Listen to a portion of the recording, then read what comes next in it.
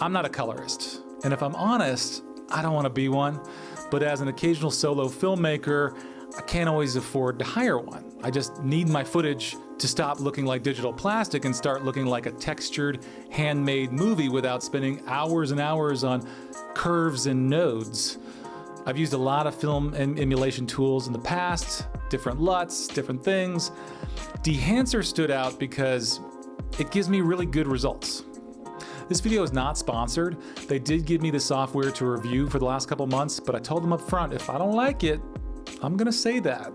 And they were fine with it. I do have a 10% discount code linked below, but hold off on that. I'm gonna walk you through some downsides later, and for some of you, this might be the wrong tool. So let's get into it.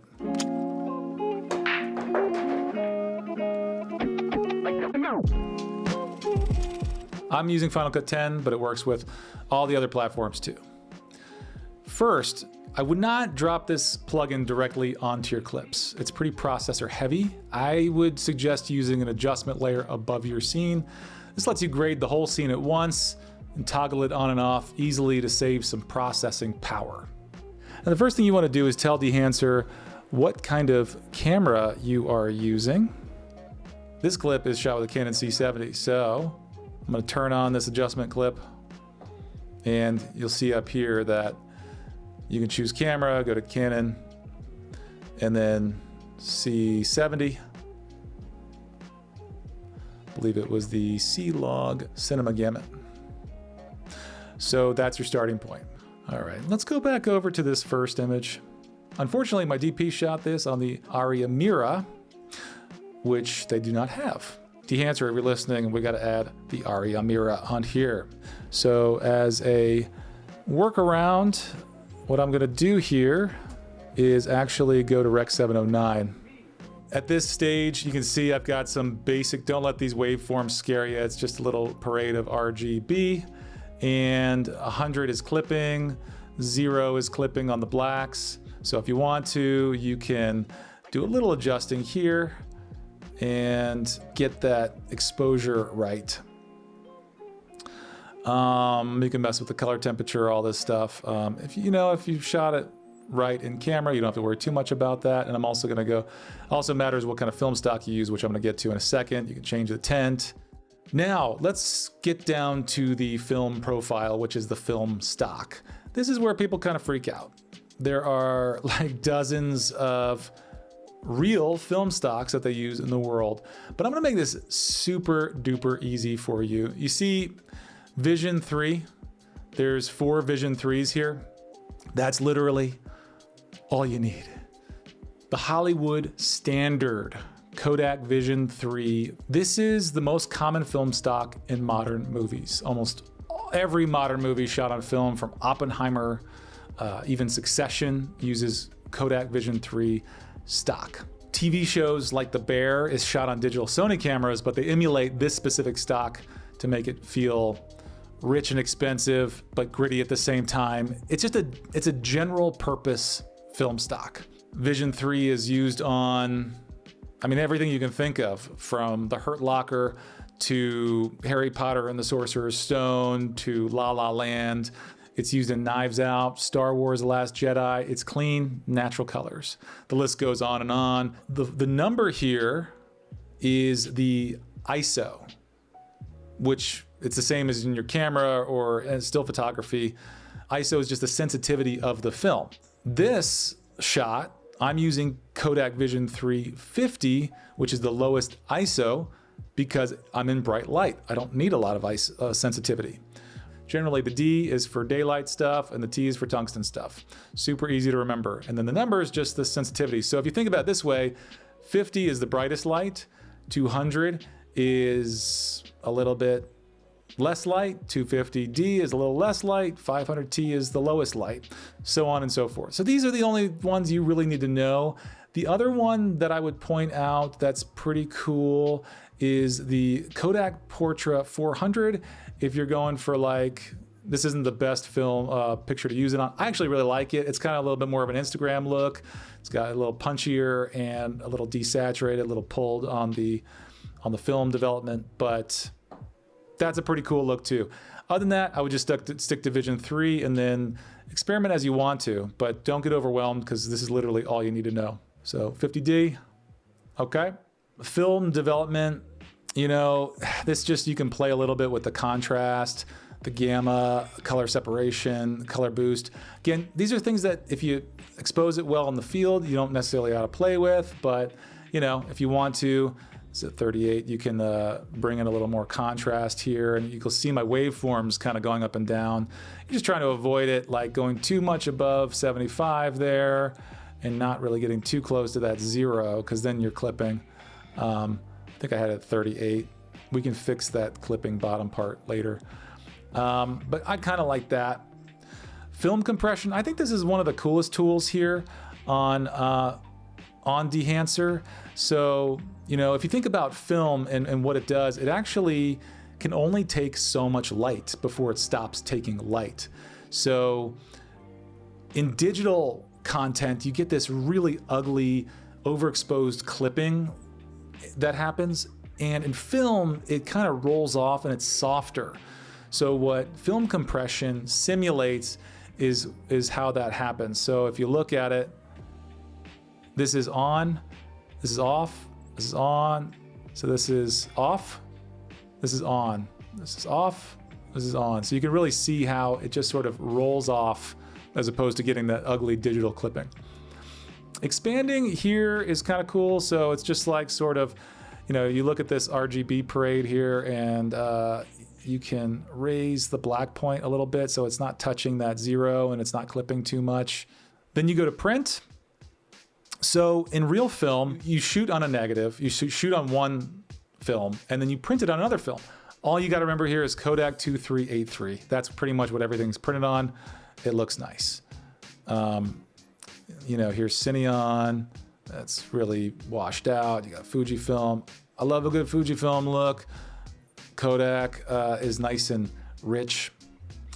So for me, and my money, Hollywood mostly prints on Kodak 2383. I'm gonna do that too. Pretty cool. This analog range limiter, I'll be honest, I think what it does is it just sort of keeps your colors within the dynamic range. I don't know that for a fact, but I like what happens when I play with it. So that's on. So it's clearly like ensuring that I'm not clipping, and that's off. I actually kind of like a little bit more of that contrast, so I'm gonna leave that off. Color head, not something you need to worry about. Basically in the film development process, you have some certain lenses that you can use to magnify different areas of the film and play with the magentas or don't worry about it. It's too much into the weeds. If you go down to film grain, okay, so film grain, this is kind of like the fun stuff. This is what we know about film. What I'm gonna do here is I'm gonna punch in on Patty so we can see what's actually happening in the grain here. So film grain is like actually little crystals that are in the emulsion of the film. And Super 8, that's like a 70s home video camera. You use those for dream sequences or flashbacks or a super nostalgic look. You're not gonna use that to like for your main camera for your film unless you're going for a really stylized look. So here's kind of what happens. See how chunky that grain is? The grain on Dehancer is actually pretty cool because, you know, most software, they just throw on like an overlay of grain. What happens with this software, and one of the reasons why it's a little more processor heavy, is that it actually changes the grain based on the highlights and the lowlights, which is more like actual film. So it changes and it's not the same, which actually gives it a little bit more of an authentic look. 16 millimeter, you know, this is like grungy documentary. You can shoot this on a major film. It's still professional, but it is grungy. It's kind of like, think The Wrestler with Darren Aronofsky or Black Swan. Those were shot on 16 millimeter film. The Hurt Locker, Catherine Bigelow actually shot on 16 millimeter because she was going for like a documentary, a grungy documentary look. So 16 millimeter is like the choice of a lot of indie filmmakers. It's also cheaper. Then you have 35 millimeter, which is the Hollywood standard. and you know, it's just higher resolution. The film grain is a little bit finer. And you know, Hollywood heavyweight films are shot on Super 35. So that's, I wouldn't go any less than this on anything that you want to look polished and finished and higher end. Like the 16 millimeter is a choice, and 8 millimeter is definitely a choice. 35 millimeter is like your standard operating procedure for Hollywood. You know, The Matrix, Harry Potter and the Sorcerer's Stone. These are all shot on Super 35. Look, so like that's 16 millimeter at 500 ISO. That's 250 ISO. Here's 35 millimeter at 50 ISO. So it's just finer grain, right? Here's 8 millimeter, super chunky. 16 millimeter, a little more fine. 35 millimeter, even more fine. On the film grain, in terms of ISO, I usually match whatever film stock I'm using. So this is 35, 50 ISO film, so that's what I'll choose there. But you can play around with whatever you like. Halation is a cool effect. It definitely gives off film vibes. What I'm gonna do here is actually show you maybe on a different shot. In the real film context, it's when light passes through the film and hits the back of the camera and bounces back red. Hollywood usually puts a black layer called a rim jet on the film to stop this from happening, but you can also take off the rim jet to get a certain look. Personally, I'm not using a lot of halation. And when I say that, I'm choosing like Super 35. If you take off the rim jet, then it doesn't protect it, and you get this kind of much more orange look. All right, so like on this shot for this commercial we shot the other day, this has halation off. Now we turn it on, and you can see the slightest little orange glow like on the rim of the glasses. I'll turn it off again. It gives the image the slightest little red. Now that's with the rim jet on. If you take the rim jet off, let's even go to 16 millimeter so it's more pronounced.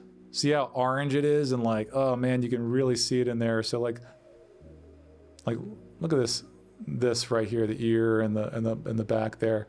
So this is no halation, right? You can really see that coming through. Now, if you do like Super 35 with the rim jet on, there's a little bit, which gives you a little bit of that feel. If you do no rim jet, it really pops. So I generally like the rim jet on there. I think it's a choice to go non-rim jet, and you want that 80s vibe or whatever. Next is Bloom, which I love. This mimics light scattering inside the lens or like through a mist filter. You'll see a lot of mist around light in like older Spielberg films or shows like Stranger Things. And it makes the whole image feel a little more dreamy and soft rather than sharp and digital. And I love this. And I use black pro mist filters on our lenses for documentaries all the time, because to me it makes the highlights a little more forgiving. And in documentary, you're shooting in all these different situations with windows and bright light coming in. And I really like using pro mist filters. And I haven't really been able to find a software that easily adds it in post. Usually I've done it before, but it takes a number of steps. This is one of the best that I found, and it looks quite good. Here's no bloom. Here's bloom. Now, just like, so you can kind of, I'll take it down to the 8 millimeter, which is way more pronounced. In all of these options, 8 millimeter is more pronounced and 65 is the least pronounced. Again, I like to stick around 35, but I'll show you 8 millimeter for the sake of like really showing you how that works. Let me go to a window where it really works. See how it just adds this like nice, soft, subtle, dreamy glow? Okay, that's off. That's on. It's off, it's on. Let's take it back to Patty here. So that's bloom off. That's bloom on. Let's go to 8 millimeter so you can really see the difference here. So that's off. That's on. You know, if you have like a quasar or something in the background, or like a tungsten kind of tube light, you can really see this, especially on things like Stranger Things. This is the bloom. Just adds a nice little glow. Happy little trees. Now we're getting into like, you know, some creative choices, you know, seasoning of the film. I personally don't use many of these unless I'm going for a very specific effect. You've got film damage, which I don't really use. Film breath, gate weave, those kinds of things are like how the film actually moves the cameras, and kind of like, you know, with film breath, actually the chemicals on the film are a little bit different in different places, so you kind of get these like different subtle colors coming in and out. With gate weave, it's literally how the film moves through the camera, and I think that's a little bit heavy-handed, so I don't use those. Over scanning is like a choice. It's if you are doing a documentary with some archival footage and you put it through this, and you can kind of see all the little pieces of the part of the film that you're not supposed to see on camera. And so it's just a creative choice. And lastly, you got vignetting. Vignetting is important. I love vignetting. I use it on every shot. When I do still photography, I put a little subtle vignette on every single shot. It just gives you so much depth to the image and pulls your eye into the action. See? See how it just like draws your eye in the center there? It really makes her the hero. It's such a nice touch. And then lastly, listen, if all this is just too much for you, take it down a notch. This is like a little dimmer switch, right? So if 100% is too much, take it down to 90, right? Or 50, okay? Now it just has 50% of the entire thing on there, and you can just, you know, do as much as you want. I like it at 100. There you go. 0, 100, 0. 100, 0. See how it just kind of like brings it to life? It's really nice. 100, 0. 100, 0. One cool thing too that you do get with Dehancer is you do get a mobile app, which is pretty sweet. So like if you want to do an Instagram reel with these effects, you can do that. I've done that a few times. If you want to do stills with like a film look, it's got film profiles in here too for still photography, which is really cool. It's a little bit clunky. I wouldn't say the user experience is fantastic on the mobile app, but it does work. I mean, you get really all this great film look on your phone too. So you do get those together, which is awesome. And speaking of things that aren't great, I told you this wasn't a sales pitch. So, I mean, it's like super processor heavy. You know, if you're on an older Mac or something, it could struggle. I have a 2019 MacBook Pro that I used it on, and I don't have a lot of issues, but you know, it does take a lot of processor power. So you want to get it all edited before you apply this stuff. It's a little on the pricey side for my taste, but I do truly believe that what you get out of it is a company that's always improving their product. It does look and feel like film. It's got that great bloom and compressor function that I feel like is almost worth its weight here in gold. And I think, you know, if you're a solo filmmaker, it works quite well. You know, it's not exactly a LUT. You got to do a little more work than just like throwing it on and going from there. But you know, if you watch this video a couple times, you'll know the main things that you have to do. So should you get it? If you're a professional colorist, you don't need this. If you're a shooter editor who wants some great texture, some character without spending years learning color science, this is a great shortcut I've found, and I think it's worth the money. So if you want to try it, I've got that 10% discount code in the description. If you're already using Dehancer, drop a comment. I'm curious to know your process. Do you stick with the clean 500T look? Do you experiment with some weird stocks? I'll see you in the next one.